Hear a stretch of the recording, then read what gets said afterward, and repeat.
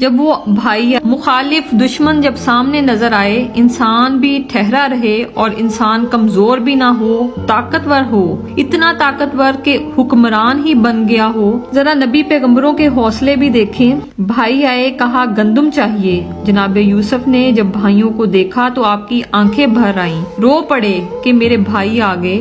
وزیر مشیر دائیں بائیں دیکھتے ہیں کہ حضرت یوسف کو کیا ہوا۔ بہرحال پھر حضرت یوسف علیہ السلام نے بھر بھر کے گندم دی اور خادموں کو اشارہ کرتے کہ چل تھوڑی اور ڈال دے، تھوڑی اور ڈال دے۔ جب بھائیوں کو دے چکے تو خیال آیا شاید اس میں گزارا نہ ہو، تو پھر انہیں کہہ دیا اگر ضرورت پڑی تو دوبارہ آ جانا۔ اپنی قوم کو درس دے رہے تھے کہ تھوڑا تھوڑا کھاؤ، اور بھائیوں کو کہتے ہیں ضرورت پڑی تو دوبارہ بھی آ جانا۔ پھر ان سے کہتے ہیں تمہارا ایک اور بھی بھائی ہے؟ کہا ہاں ہے، بنیامین نام ہے۔ فرمایا پھر اگر ہو سکے تو اسے بھی لے آنا۔ بھائی پیسے لے کر آئے تھے گندم لینے کے لیے۔ جب وہ واپس جانے لگے تو حضرت یوسف نے ان کی رقم دوبارہ رکھ دی۔ گھر جا کے کھولی تو اس میں گندم بھی تھی اور پیسے بھی تھے۔ جا کے اپنے والد سے کہنے لگے بابا بادشاہ بڑے دیکھے ہیں پر اس میں کچھ خوشبو دیکھی ہے۔ اس نے کہا ہے کہ جب دوبارہ آنا تو اپنے دوسرے بھائی کو بھی لے کر آنا، تو کیا بنیامین کو لے جائیں؟ حضرت یعقوب علیہ السلام کہنے لگے پہلے بھی میں تم پر بھروسہ کر چکا ہوں،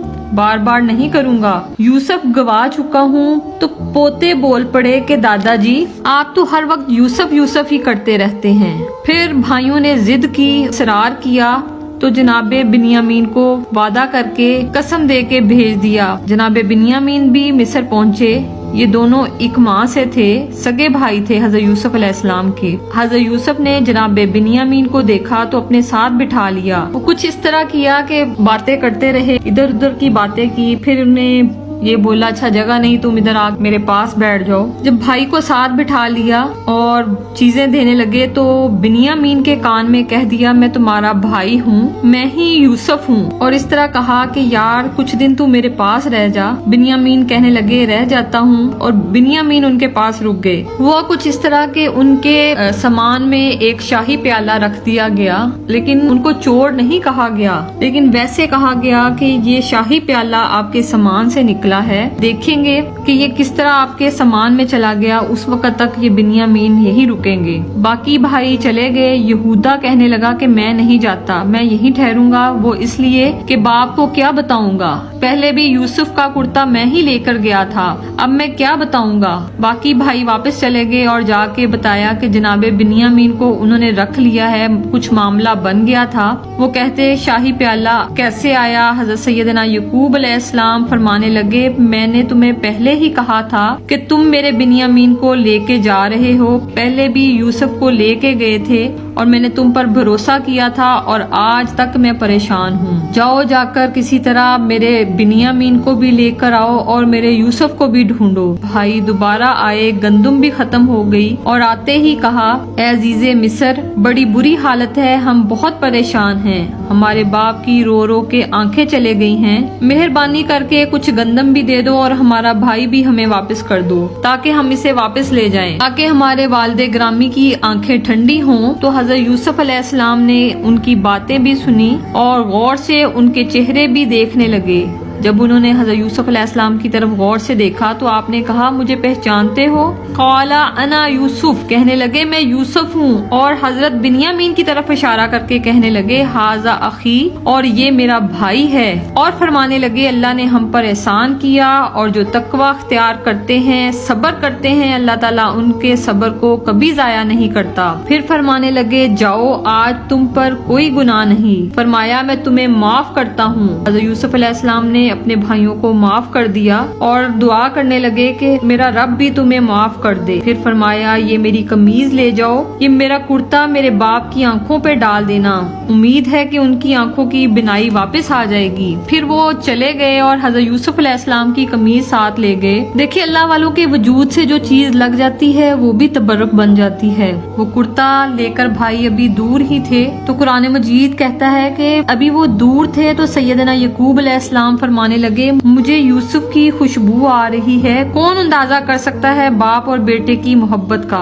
फिर वो कुर्ता हज़रत याकूब अलैहिस्सलाम की आंखों पर डाला गया और उनकी आंखों की रोशनी वापस आ गई। भाइयों ने कहा, अब्बा जी जरा चल के तो देखें, रब ने आपके बेटे को कितनी शान अता फरमाई हैं। ये 72 लोग थे जो कनान से चले और उधर हजारों का लश्कर लेकर हज़रत यूसुफ अलैहिस्सलाम आए वालिद के इस्तकबाल के लिए। और जब मुलाकात होती है, इमाम गजाली फरमाते हैं, 4 लोग दुनिया में बड़ा ही रोए। एक हजूर पाक सल्लल्लाहु अलैहि वसल्लम अपनी उम्मत के लिए बहुत रोए और दूसरा सैयदा फातिमा रजी अल्लाह ताला अन्हा बड़ा ही रोई हजूर के विसाल के बाद, और तीसरा हज़रत याकूब अलैहिस्सलाम अपने बेटे की जुदाई में यहाँ तक कि उनकी आंखों की बिनाई चले गई थी, और चौथे हज़रत इमाम ज़ैनुल आबिदीन बड़ा रोए वाक़या करबला के बाद। 4 लोग बड़ा ही रोए।